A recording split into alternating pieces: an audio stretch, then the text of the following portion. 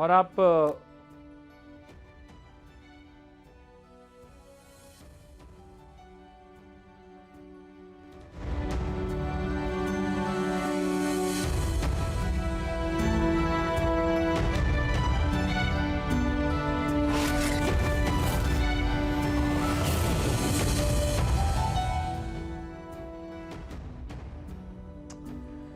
دو تین اہم ڈیولپمنٹس ہیں جس پہ بات کرنی ہے۔ گزشتہ روز سوات میں کبل میں ایک ٹیررزم کا واقعہ ہوا، جس کے نتیجے میں انفارچونیٹلی 17 افراد جو ہے وہ شہید ہوئے، 7 پولیس اہلکار ہیں اس کے اندر، اور ٹیررزم کا یہ واقعات جو پاکستان کے مختلف علاقوں میں ہو رہے ہیں تشویش کا باعث بنتے جا رہے ہیں۔ کئی کائنیٹک آپریشنز ہوئے ہیں جس کی تعداد بتائی جاتی ہے کہ ہزاروں میں ہوئے ہیں، اور یہ بھی بتایا جا رہا ہے کہ تقریباً 3100 کے قریب جو ہے وہ ٹیررزم کے واقعات ہوئے ہیں، جس میں 2000 دہشت گردوں کو جہنم واصل کیا گیا ہے، اور کئی اور بھی واقعات جو ایسے ہوئے ہیں اس کے اندر سویلینز اور جو فورسز کے اہلکار ہیں وہ بھی 819 کے قریب شہید ہوئے ہیں۔ تو یہ جو ایک ریسنٹ ویو ہے ٹیررزم کی، اس معاملے کو ٹیکل کرنے کے لیے کیا کیا جائے گا، کیونکہ جب یہ معاملہ اٹھتا ہے، زور پکڑتا ہے، تو ایک آواز سننے کو ملتی ہے کہ گورننس کے گیپ کو جو ہے وہ لہو سے جوان ہمارے پورا کرتے ہیں۔ یہ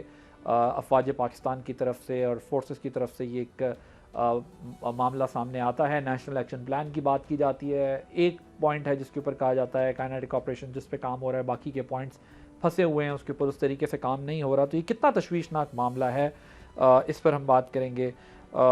دوسرا معاملہ ہے انٹرنیشنل، ایران اور امریکہ کے درمیان۔ امریکہ اور ایران کے معاملے کے اوپر اب ایک دفعہ پھر پریزیڈنٹ ٹرمپ 2 قدم پیچھے ہٹے ہیں، جس کے لیے وہ مشہور بھی ہیں کہ وہ جو بات کہتے ہیں اور کچھ عرصے کے بعد اس بات سے پیچھے ہٹ جاتے ہیں۔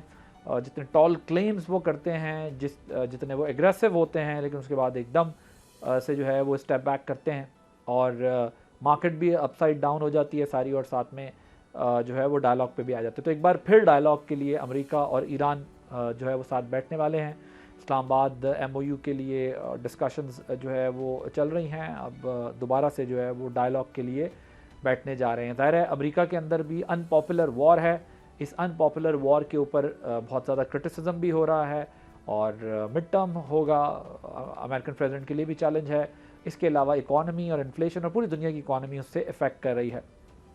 ایک انٹرسٹنگ ڈیولپمنٹ ہوئی ہے، سی این این نے رپورٹ کیا ہے، وہ یہ کہ پینٹاگون کی طرف سے، امریکی حکام کی طرف سے جو ملٹری آفیسرز ہیں ان سے پوچھا گیا ہے کہ اور کیا آپشنز ہیں other then this kind of traditional war جو ہو رہی ہوتی ہے، یا پھر جو اٹیکس ایک دوسرے پہ کر رہے ہیں اس وقت، تو اور کیا آپشنز ہیں جس کے ذریعے ایران کو جو ہے وہ پریشر میں لایا جا سکے۔ یہ ایک بڑی انٹرسٹنگ ڈیولپمنٹ ہے، اس کا کیا مقصد ہے، اس پر بھی ہم بات کریں گے، اور کچھ اور اہم ایشوز پر بات کریں گے۔ اپنے مہمانوں کا آپ سے تعارف کرا دوں، ہمارے ساتھ موجود ہوں گے احتشام الحق صاحب، سینئر صحافی ہیں، تجزیہ کار ہیں، علی کامران چشتی صاحب انٹرنیشنل افیئرز ایکسپرٹ ہیں، اور جنرل زاہد محمود صاحب ڈیفنس اینالسٹ ہیں، ہمارے ساتھ موجود ہوں گے۔ تو آپ تینوں کا جو ہے وہ بہت شکریہ۔ سب سے پہلے I will start with you general صاحب، مجھے یہ بتائیے گا یہ جو سوات میں حملہ ہوا ہے، جنرل زاہد محمود صاحب آپ کو میری آواز آ رہی ہے؟ جی بالکل آ رہی ہے، جی آ رہی ہے جی جنرل صاحب یہ بتائیے کہ جو ریسنٹ ویو ہے ٹیررزم کی، سوات میں ہونے والا کبل والا واقعہ اور پھر ہنگو والا واقعہ، یہ اب کیا انڈیکیٹ کر رہا ہے، کس طرف یہ چیزیں جو ہے وہ جاری ہیں جو ہم نئے دہشت گردی کی لہر دیکھ رہے ہیں اس میں؟ جی تھینک یو ویری مچ عادل عباس صاحب فار انوائٹنگ می، اور میرا علی کامران صاحب کو اور احتشام صاحب کو بہت سلام۔ دیکھیے سوات کے اندر ان کی پاس میں بھی پریزنس رہی تو ہے جی۔ ایک تو اپنا سوات دکھا رہے ہیں، جہاں جہاں پر بھی امن کی کوششیں ہو رہی ہیں، یا جو کنٹرولڈ ایریاز تھے، خاص طور پہ فاٹا کے ایریا جو ایکس فاٹا ہے، اس ایریا سے نکل کے ایف آر کے اندر بھی وہ آتے ہیں، اپنی پریزنس شو کرتے ہیں، اور ایکچولی ایز آئی سیڈ کہ اپنا سواد دکھاتے ہیں کہ کتنے ایفیکٹو ہیں، وہ کہیں بھی جا کر کچھ کاروائی کر سکتے ہیں۔ But having said that, Swat کے اندر پاسٹ میں بھی 2007-8 میں بھی ہم نے دیکھا ایک سرج تھا، یہاں پہ ایلیمنٹس ایسے موجود رہے ہیں جن کا کولیبریشن رہا ہے ٹی ٹی پی کے ساتھ۔ جب مولانا فضل اللہ نے جوائن کیا، پھر وہ سینئر لیڈرشپ کے اس پہ رہے بھی، اور اس کو استعمال بھی کیا ٹی ٹی پی کے فورم کو۔ تو ان کی پریزنس تو یہاں پر انہوں نے دکھانی تھی اور وہ دوبارہ یہاں پہ ریسرفیس ہوئے ہیں. کچھ عرصہ پہلے آئے سے تقریباً 4-4.5 سال پہلے تھوڑے سے ریسرفیس ہوئے تھے بٹ یہاں سے ایلیمینیٹ ہوئے تھے. سوات کی سوسائٹی کی اپنی ڈائنامکس ہے, پڑھی لکھی سوسائٹی ہے, تو یہاں پر ان کی پریزنس ہونا جو ہے ایک ڈفرنٹ میسج کرتی ہے rather than any border area. ایک سرج ہے آف کورس, عوامل ہمیں ساروں کو پتہ ہے جو ایکسٹرنل عوامل ہیں, بٹ آئی تھنک جب آپ کی پولیٹیکل کلیئرٹیز تھوڑی سی ڈاؤٹ فل ہو جائیں یا آپ ڈومیسٹک پولیٹیکل کنزمپشن کے لیے, میں کانٹیکسٹ میں بات کروں کے پی کے کنزمپشن کے لیے, آپ جب فوکس آپ کا دائیں بائیں ہوتا ہے اور آپ تو اس طرح کے عوامل پھر افیکٹو ہو جاتے ہیں جی. پاکستان کے اندر ہم نے دیکھا بھی, آپ نے گورننس کی بھی بات کی, یہ وہی گورننس کی انسٹیبلٹیز انسیکیورٹیز ہیں جو پاسٹ میں بہت سے مقامات پر ہم دیکھیں. اگر آپ کرم وغیرہ کا علاقہ دیکھ لیں تو وہاں زمینوں سے شروع ہونے والا, زمینوں کے ایشو سے شروع ہونے والا سیکریٹرین کے بعد پھر کنٹسٹیشن موڈ میں گیا, پھر طالبان کا بھی ایفیکٹ وہاں پہ آنا شروع ہوا, اور آپ دیکھ رہے ہیں کہ وہاں پہ جس طریقے سے پارا چنار کرم میں ابھی جو سچویشن ہو جاتی ہے وہ کتنی لیتھل اور اتنی اس کا افیکٹو ہو جاتی ہے کہ اس کا رسپانس ماؤنٹ کرنے میں بھی بڑی پرابلمز آتی ہیں. بٹ سرج ہے آف کورس, افغانستان کے اندر پاکستان نے ٹارگٹس لیے ہیں, اس کے بھی جان صاحب آپ نے خود بھی سوات میں جو ہے وہ سرو کیا ہوا ہے, کمانڈ کی ہوئی ہے. یہ جو ری سرفیس کی بات ہے یا ری آرگنائز ہونے کی بات ہے, اس کو آپ کس طرح دیکھتے ہیں؟ کیونکہ ہم ہر تھوڑے عرصے بعد دیکھتے ہیں کہ سوات کے اندر یہ ری آرگنائز, کیا اس کی جیو اسٹریٹجک پوزیشن ایسی ہے, یا ایک تو آپ پولیٹیکل ایلیمنٹ, یہ ایک آسپیکٹ ہے جس پہ ہم مزید ابھی بات کریں گے, لیکن کس طرح وہاں پر دوبارہ سے ری آرگنائز ہوتے ہیں, اس کی کیا جو ہے وہ ریزن ہے؟ عادل, اس کی وجہ یہ ہے کہ ہم جب آپریشنز کر رہے ہوتے ہیں یا جب ملٹریلی یا سیکیورٹی فورسز کے ذریعے آپ ایلیمینیٹ کر رہے ہوتے ہیں وہاں پہ ٹیرر, اس کے جو پوسٹ آپریشنز یا پوسٹ کلیئرنس جو آپریشن ہے, وہ آپریشنز کہہ لیں یا جو ہم نے ایکشنز لینے ہیں, وہاں پہ اسٹیٹ بالکل پرفارم نہیں کرتی. نیشنل ایکشن پلان کو دیکھ لیں, دیکھیں نا, کلیئر ہولڈ بلٹ اینڈ اس کے بعد جو ریکنسٹرکشن ہونی ہے ریجن کی, یا ریکنسٹرکشن سے میری مراد یہ ہے کہ جب آپ نے وہاں پر دوبارہ ان ایلیمنٹس کو پرسو کرنا ہے جو ان کے سپورٹرز, ایبیٹرز, یا جس وجہ کی جن وجوہات کی وجہ سے وہ دوبارہ وہاں پہ آتے ہیں, ان کو ہم ایڈریس نہیں کرتے, لا فیئر کے نیچے نہیں لاتے لوگوں کو, تو وہ ان کے سلیپر سیلز کہہ لیں, ڈفرنٹ سپورٹر پر موجود ہوتے ہیں, اور ایک انوائرمنٹ موجود رہتی ہے ان کے دوبارہ واپس آنے پہ. تو it has to be a process. یہ نہیں ہو سکتا کہ آپ نے آپریشن کیا, آج ایک آپ نے گاؤں کلیئر کر لیا یا ایک ٹاؤن کلیئر کر لیا اور اس کے بعد وہاں پہ سارے عوامل ختم ہو جائیں گے. No, it is not like that. وہ سوچ وہیں پر موجود ہوتی ہے, وہ جو لوگ ایفیلیٹڈ ہوتے ہیں کچھ غلطی سے بھولے بھٹکے ہو کے, آپ کہہ رہے ہیں کہ جو ریکنسٹرکشن کا جو اوکے آپ کہہ رہے ہیں جو ریکنسٹرکشن کا پروسیس ہے, یا جس طرح سویلین انسٹیٹیوشنز کو اسٹرینتھن کرنا چاہیے, وہاں پر جا کر جو گیپس کریٹ ہوتے ہیں آپریشن کے بعد یا ایکشن کے بعد, سو وہ اس طریقے سے اپنی سکسیسفل طریقے سے سویلین انسٹیٹیوشنز نہیں کر پا رہے ہوتے, تو ایک اسپیس پھر کریٹ ہو جاتی ہے.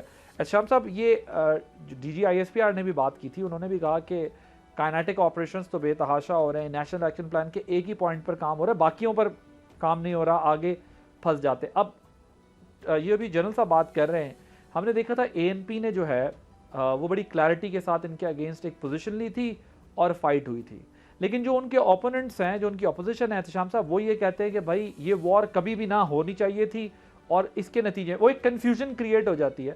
جس طرح آپ کو یاد ہوگا وار آن ٹیرر کے بعد ایک ایکسٹریمسٹ طبقہ تھا پاکستان کے اندر جو کہتا تھا کہ یار یہ تو امریکہ کی جنگ ہے, ہم اس میں چلے گئے ہیں, لیکن ہمارے گلی کوچوں کے اندر بھی جو ہے وہ دھماکے ہوتے, اور وہ کہتے تھے یہ اس لیے ہو کیونکہ ہم نے چھیڑا. سو یہ جو کنفیوژن ہے جو ایک جنریشن سے دوسری جنریشن میں پاس آن ہوتی ہے, سو وہ اس کا کیا حل ہے؟ کیونکہ اب تو جین زی ہے, اب تو جو چیلنج ہے وہ ڈیفرنٹ ہے, اب تو پاپولیشن 2005 والی بھی نہیں ہے, 2026 کی population. So how do you see this, کہ آپ کے خیال میں یہ خبر دوبارہ سے سننا کہ سوات کے اندر دہشت گردی کے واقعات ہو رہے ہیں, آپ کو حیران کرتی ہے, پریشان کرتی ہے, یا پھر بزنس ایز یوزول لگتا ہے آپ کو؟